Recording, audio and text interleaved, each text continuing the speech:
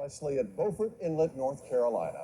Nearly 300 years ago, Blackbeard sailed these waters right here.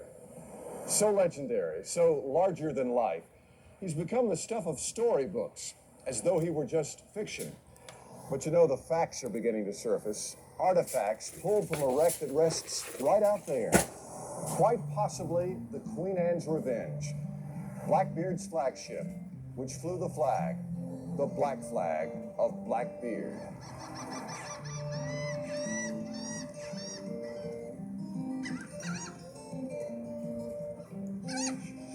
To find a ship that was actually used by a pirate, especially one as celebrated as Blackbeard, is really, really exciting.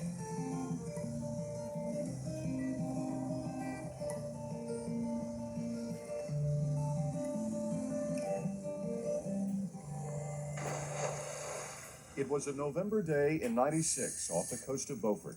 A salvage team tripped upon a pile of rubble resting on the ocean floor. Divers plunged in. They found anchors and cannons. Could it be Blackbeard's flagship? The team took note of the date, November the 22nd, 278 years to the day the infamous pirate perished.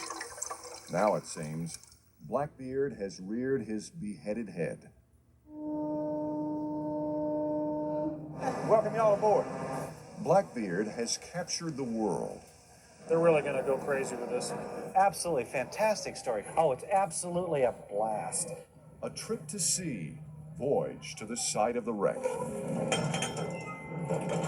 Yeah, I'm just fast It's forward important a to little me bit. that the story gets told. So what we were able to do. We'll go right here. This is, I guess, That no one has found it before now. The Pelican is pretty much sitting right on top of the wreck right now. It's like a needle in a haystack, I guess. Show y'all a picture of Blackbeard. I'm best remembered, however, as Captain Blackbeard.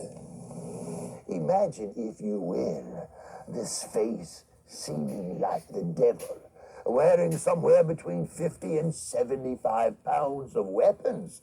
Aye, when Blackbeard's flag was spotted by merchant ships, most often they did indeed surrender. But as far as an evil man, just an evil image it was. Let me tell you about pirates. Pirates were a very bad bunch of people. The Mariners Museum in Newport News, Virginia. Another link to the legend of Blackbeard. A terrible fella, but a lover. He had 14 wives. The Blackbeard story and the Blackbeard skull. Maynard cut off his head, and he put it on a pike, and he came into Hampton. When I was a child, we used to play at Blackbeard's Point, and we always played pirates. Can we prove it was actually his? I don't think so. One of the reasons is that it's missing its jawbone. Whatever happened to the head, we'll never know.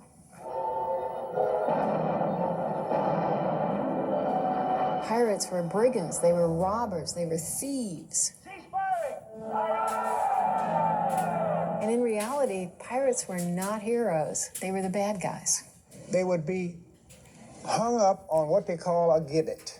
This is how you could end up. Okay? Okay, I think we better go on now, okay? Most pirates didn't have very long careers. It's the legend and the stuff that legends are made of that seems to perpetuate their story. And I think because Blackbeard was such a colorful fellow, he was so big and he was so brutal and he came to such a wicked end that people identify and remember him.